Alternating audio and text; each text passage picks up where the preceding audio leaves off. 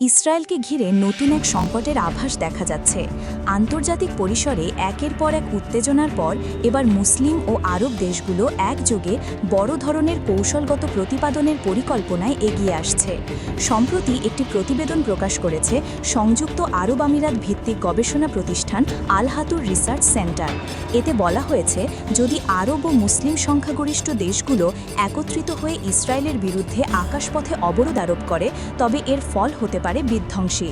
বিশেষ করে ৯ সেপ্টেম্বর কাতারের রাজধানী দোহায় ইসরায়েলের চালানো একটি হামলা এই পরিকল্পনার অনুঘটক হিসেবে উঠে এসেছে। সেই হামলায় নিহত হন ৬ জন, যাদের মধ্যে একজন কাতারের নিরাপত্তা সংস্থার সদস্য ছিলেন। এর পরপরই ওআইসি এবং আরব লীগের মধ্যে দোহায় অনুষ্ঠিত একটি জরুরি বৈঠকে আলোচনা হয় ইসরায়েলের আগ্রাসী পদক্ষেপের প্রতিক্রিয়া হিসেবে কী ধরনের বাস্তব ও কার্যকর ব্যবস্থা নেওয়া যেতে পারে। প্রতিবেদনে জানানো হয়েছে, যদি এ ধরনের আকাশপথ অবরোধ বাস্তবায়িত হয়, তবে ইসরায়েলের অর্থনীতি ভয়াবহ ক্ষতির মুখে পড়বে। তেল আবিবের মোট দেশজ উৎপাদন জিডিপি ৫.৭% পর্যন্ত হ্রাস পেতে পারে বলে আশঙ্কা করা হচ্ছে। এতে শুধু অর্থনৈতিক নয়, রাজনৈতিক ও নিরাপত্তাগত দিক দিয়েও ইসরায়েল চাপে পড়বে। যুক্তরাষ্ট্রকেও পড়তে হবে চরম কূটনৈতিক টানাপোড়েনে।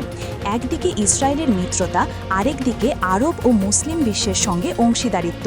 যুক্তরাষ্ট্রকে হয়তো এর মধ্যে একটি বেছে নিতে হতে পারে।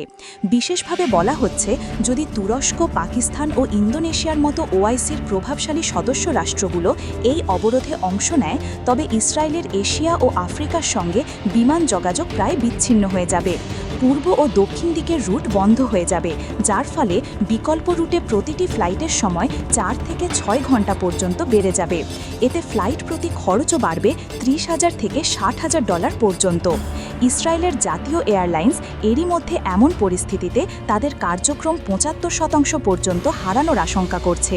এখন দেখার বিষয় হলো, আরব ও মুসলিম বিশ্ব কি সত্যিই এই সম্মিলিত অবরোধ আরোপে একমত হতে পারবে, আর ইসরায়েল কিভাবে মোকাবেলা করবে এই বহুমুখী চাপ।